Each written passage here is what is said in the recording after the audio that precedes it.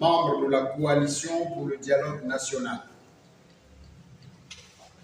La cérémonie solennelle d'ouverture du dialogue national a effectivement eu lieu le mardi 2 avril 2024.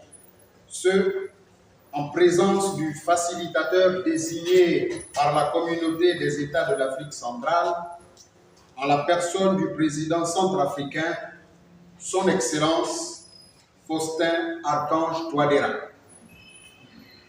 En dépit des choix unilatéraux opérés par les autorités de la transition, dans la constitution des délégations des membres au dialogue national, les partis politiques ont tenu à honorer de leur présence la cérémonie de lancement de ce débat national.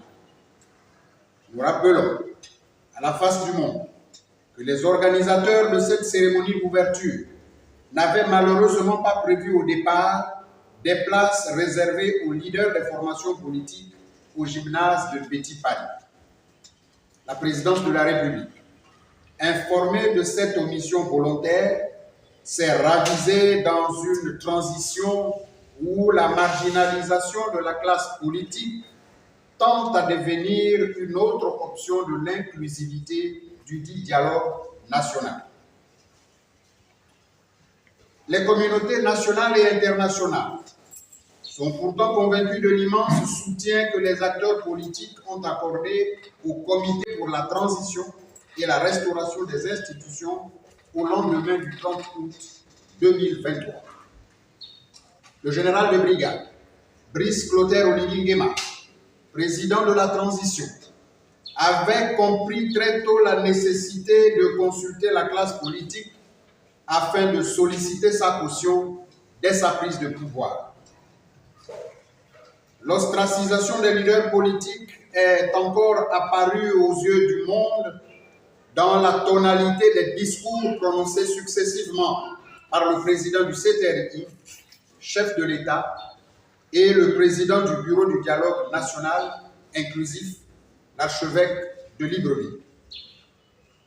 Au cours de cette cérémonie d'ouverture, la contribution des partis politiques dans la phase de consultation publique préparatoire à ces assises nationales, ainsi que leur présence à cette rencontre inaugurale, a été ignorée dans leur adresse au peuple gabonais et au monde entier.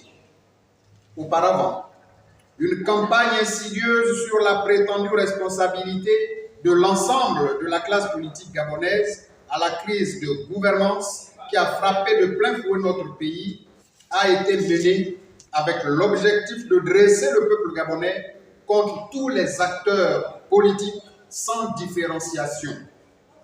Or, l'échec des populations publiques au Gabon incombe au plus haut point à un parti politique qui a dominé près de 56 ans les institutions publiques sans interruption. Le Parti démocratique gabonais s'est pourtant appuyé sur des bras séculiers pour se maintenir au pouvoir contre vents et marées. Aussi, sommes-nous surpris qu'avec récurrence, est-il rappelé tout au long de cette transition que l'échec des précédents dialogues incombe aux formations politiques et à leurs leaders? Qui, dans notre pays, ignore que les pouvoirs successifs d'Omar Bongo et d'Ali Bongo ont toujours été réfractaires à l'application des consensus nationaux et aux conclusions parvenues lors de toutes les consultations organisées dans notre pays. Les accusations portées sur les leaders politiques, prétendument désintéressés des préoccupations sociales, économiques et donc des attentes du peuple gabonais, sont infondées. Qu'une évaluation quantitative et qualitative des actes de la conférence nationale sur cette problématique soit faite en vue de faire émerger une certaine vérité de la palisse. Au plan politique, la charte de la transition élaborée sous l'emprise du CTRI est adossée sur la Constitution de 1991, qui est l'héritage de cette classe politique qui ne trouve pas la moindre grâce aux yeux des autorités gabonaises actuelles. Les accords d'Angonji portent plusieurs volets sur les revendications légitimes du peuple gabonais.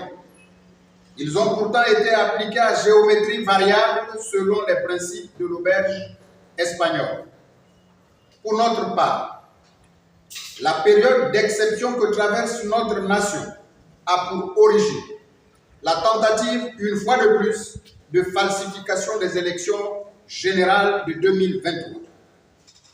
L'enthousiasme populaire né de l'action du CTRI, salué par le peuple gabonais et toute la classe politique, ne doit pas faire place au désenchantement qui grandit de jour en jour. Avec force, que la crise post-électorale a une essence purement politique et que la résolution de celle-ci ne peut échapper à la classe politique. Par conséquent, la mise en place des institutions crédibles et une gouvernance politique vertueuse conduiront conséquemment à la résolution des problèmes économiques et sociaux qui se posent dans un pays très riche, malheureusement pauvre. Les partis, membres de la coalition pour le dialogue national, entendent pleinement jouer leur partition au cours de ces assises. Aussi, convient-il de prendre à témoin l'opinion publique nationale sur les manœuvres ainsi observées.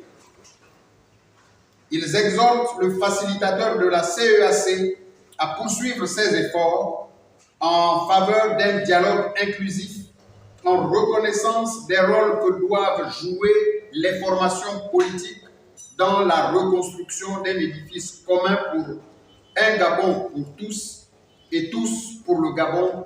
Je vous remercie.